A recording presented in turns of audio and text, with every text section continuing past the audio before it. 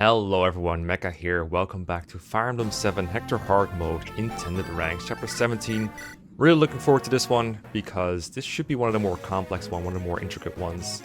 And I'm curious how you're going to balance, having to go a little fast to get all this treasure and do all the side objectives versus, the usual rank stuff. So, Altissimo, what's going on here? Why are we deploying these people? There's a lot of calves. Yeah.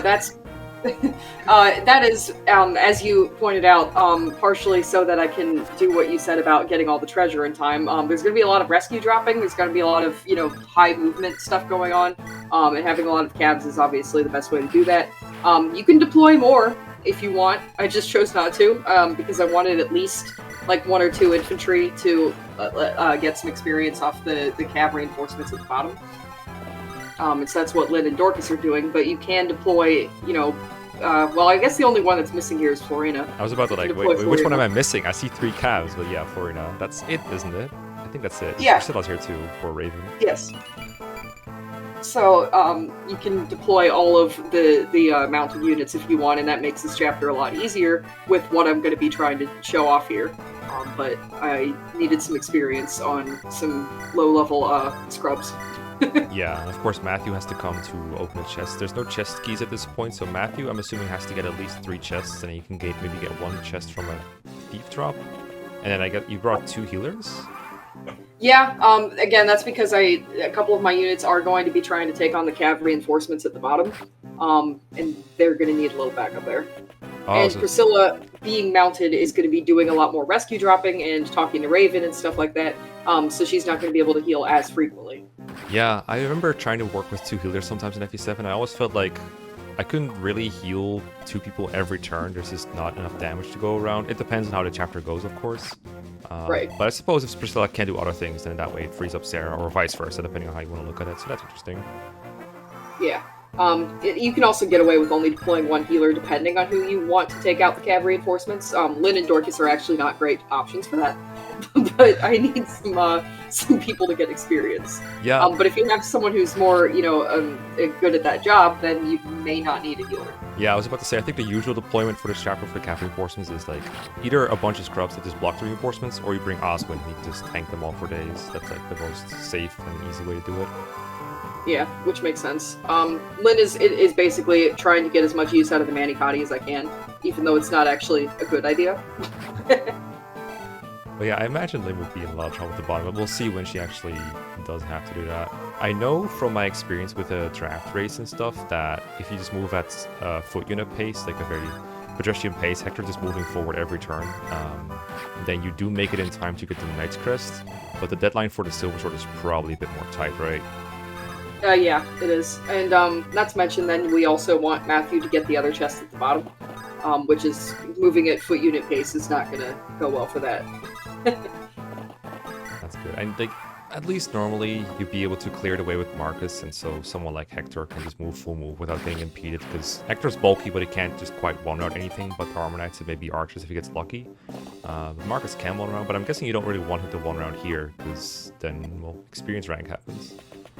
Yeah, normally, yeah, he might have to, just in order to make sure that I can move my units forward at all. Because if I get bogged down trying to fight all those archers in the nomads in the hallway, then obviously having all these calves isn't going to do much for me because I can't move.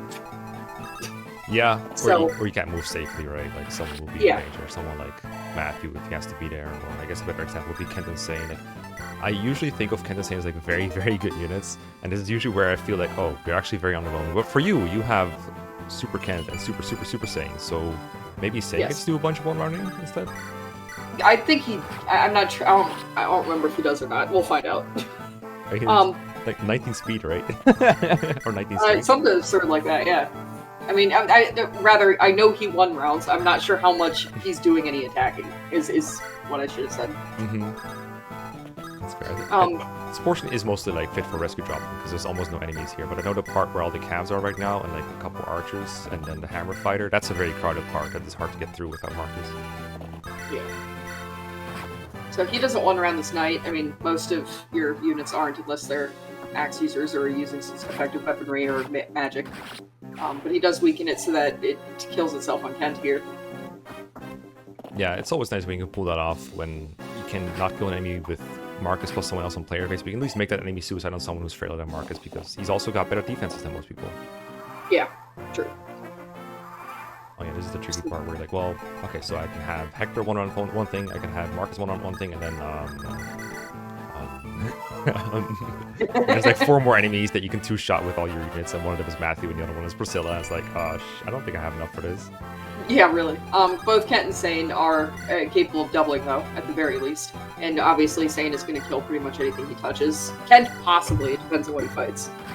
Yeah. So Hector moves full move out here to get the Armor Knight, which is like the only thing he can deal with safely. And Matthew gets his 3rd door key this chapter. I don't think you bought any in chapter 17, right? Or in chapter 16? I might have bought 1 or 2. I can't remember for sure. But yes, he has been stealing the ones that I see. You gotta get that 50 gold value for your door keys. Hey, I just like doing it to flex. It's not like I need it for funds rank. That is important too. And then, I mean, I think all the mounts except the one in the back, which I'm assuming is Lowen, are going to be working on progress here. But someone's going to have to bring Matthew over to the top right, or else he's not going to make it before you want to seize. Correct. I think you'll be interested to see what I'm doing here. Okay. I'll leave it a surprise, I won't ask. Oh, and of course it's Hector Hard Mode, or it's Hector Mode, so Raven moves towards you, which I guess saves Priscilla the trouble of walking there, but it also means that you might not want to move in Raven's range if someone is like, if you're afraid of killing him or you're afraid of him killing you. I guess most of your units could survive 1 round with Raven, and he survives them, so that's probably safe. Yeah, a lot of these guys can. Maybe not Lowen, but I'm pretty sure everyone else, at least the other Cavs, either wouldn't get doubled or would just not take enough damage. Maybe even Lowen. I see you put that door key on Dorcas. Put the door in door. Yeah, I got nothing. He's trying to take out the shaman. It doesn't go well. Yeah, actually. And I just left it in. I just realized Matthew isn't going for the treasure room. He's going for the other treasure room at the top part. That is interesting. Yep, that's what I was saying when I was like, you'll be interested to see what I'm doing here, so. My prediction would be a reverse of what I usually do, because the no-brain thing is to send Matthew down first and then bring him up later, because the bottom part is closer, so it's very interesting to see him go to the top first. But I guess that's where your Cavs are going to be anyway. That way they can contribute, get XP, and then bring him back down. Well, that makes some sense. I'm curious to see if that's it or if it's something else. But with Lowen following suit, it almost has to be that. And there's the Hammer Fighter. Do you know what Sane is using right now? I don't. I don't think it would have mattered if he had a lance, though. Let's be real. Yeah, because I saw him miss. I was like, it's got to be like a javelin or something. Yeah, that's a javelin, alright. Because he can't use hand axes yet. Yeah. And Raven has the canonical fight with an archer. I saw a clip recently on Reddit of Raven being 1 spot to the left of where he is right now, and he gets crit by his first archer, and then he dies to the next one. Yeah, I think I saw that too. That's incredible. Literally 1%.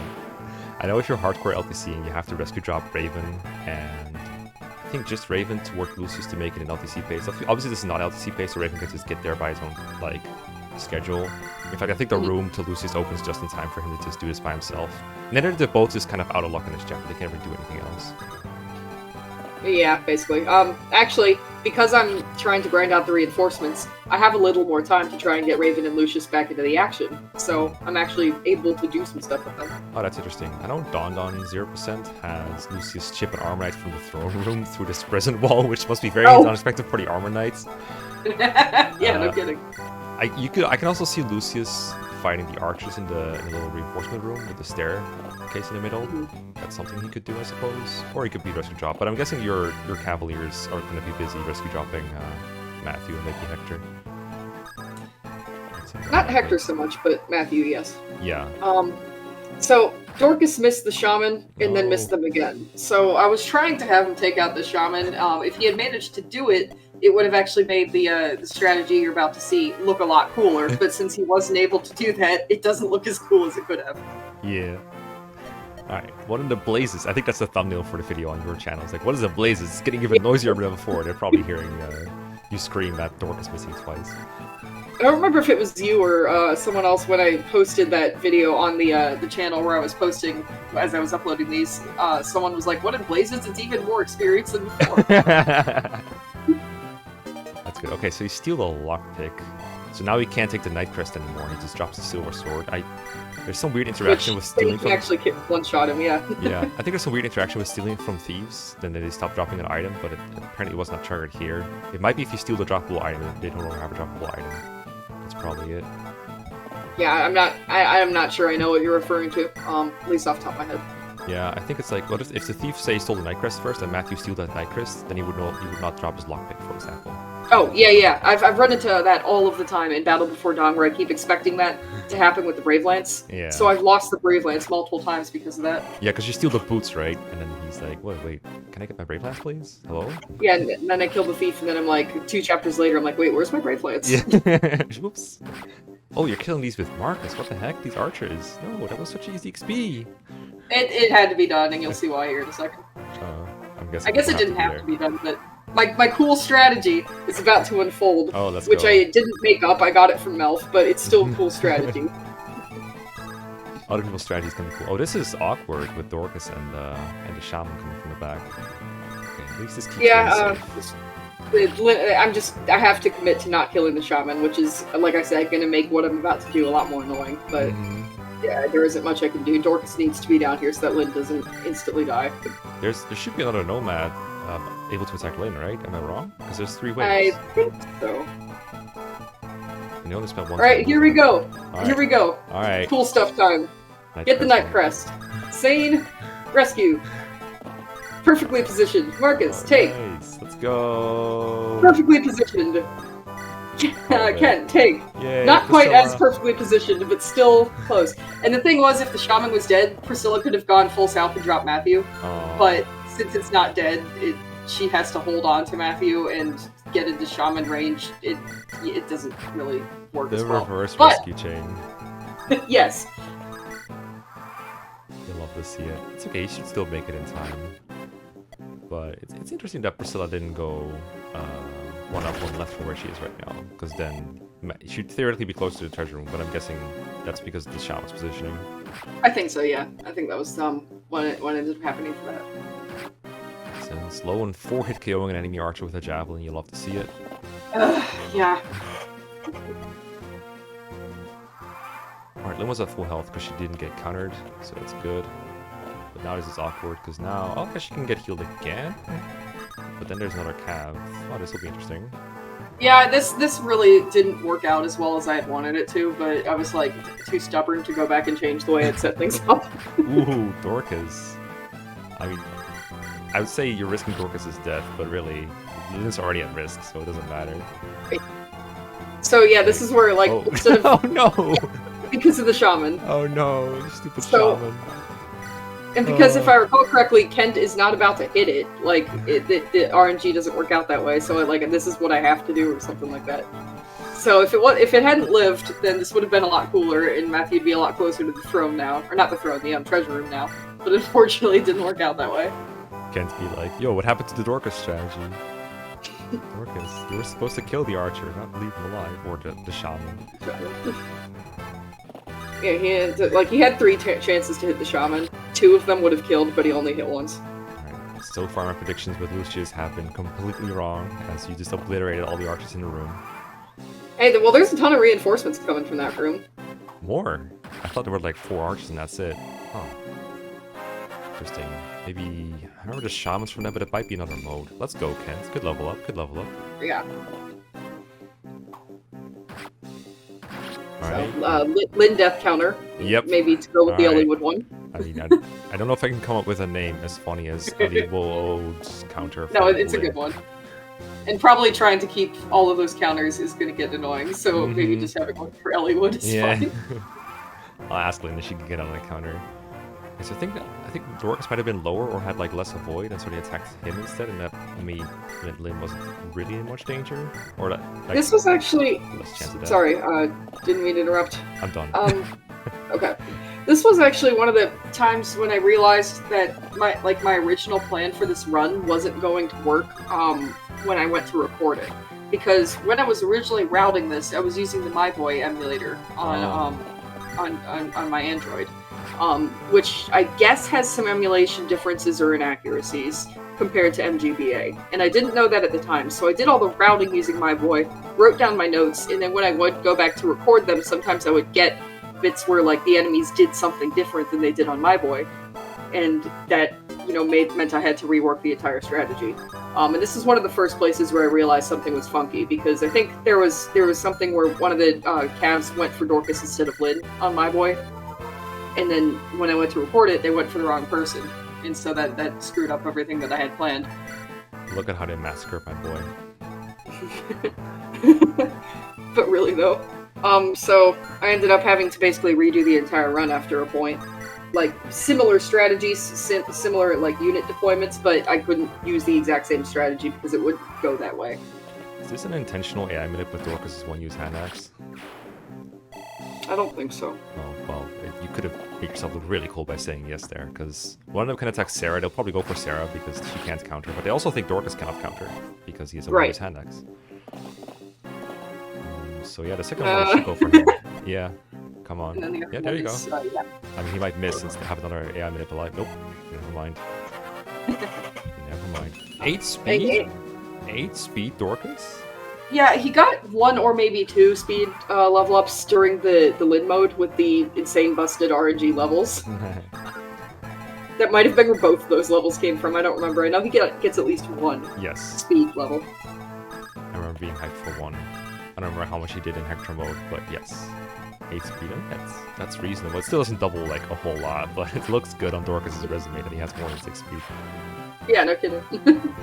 Oh, another massacre for Marcus when I think Hector can one around those too.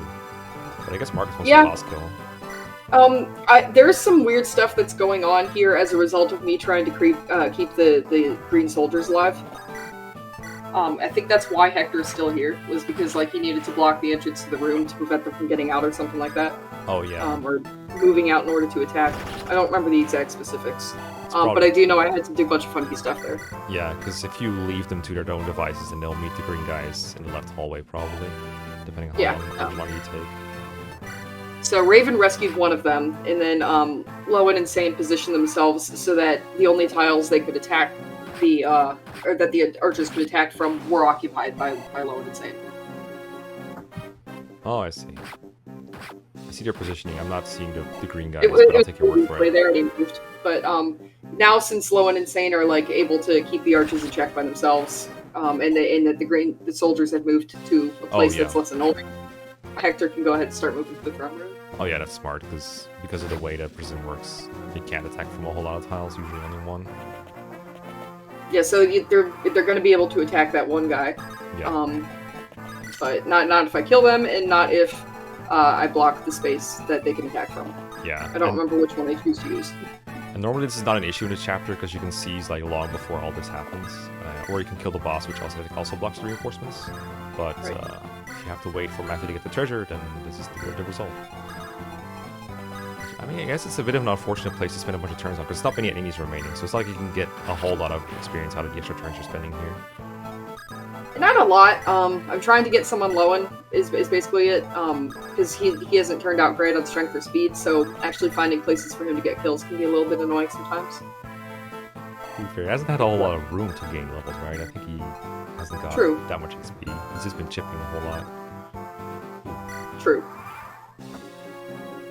Cav movement means that there's a lot of chapters he is going to show up, or that he can potentially show up in BD Snap, though. Yeah. It's just the worst feeling in ranked, especially, is like having a high-level unit with bad combat.